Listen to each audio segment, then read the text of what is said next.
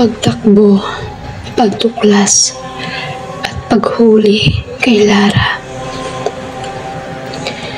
Sa bawat kulto, may isa lang na napipiling alay. Hindi sila basta pumipili.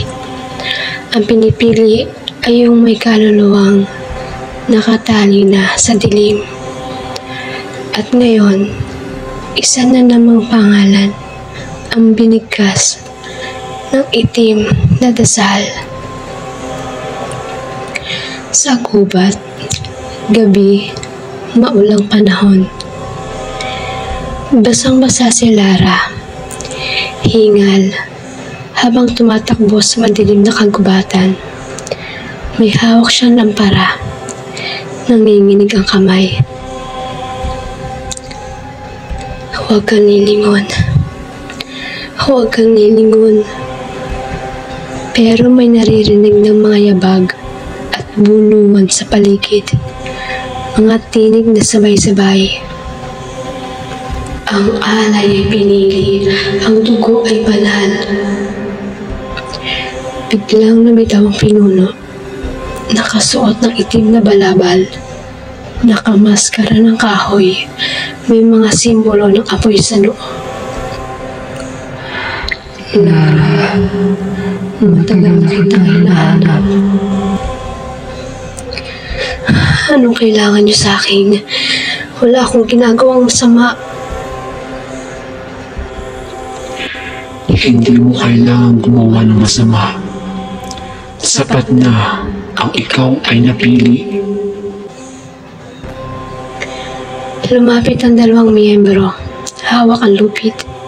Sinubukan tumakbo ni Lara, pero nasakal siya ng sanga mula sa puno. Gumalaw ito ng kusa. Tulong! May tao ba dyan? Biglang may flashlight mula sa di kalayuan. Si Marco, dala ang rosaryo ng kanyang ama. Lara! Dito ako! Tumakbo ka sa akin! Napatigil ang kulto.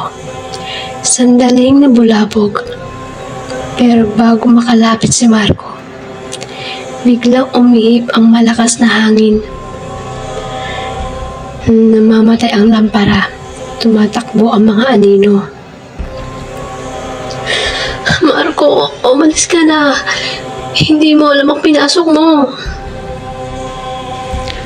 Dalhin siya sa kuweba. Ngayon. Nakabig ni Marco si Lara saglit. Pero hinila siya ng mga anino. Papasok sa kagubatan. Nahulog ang lampara sa lupa. Namatay ang apoy.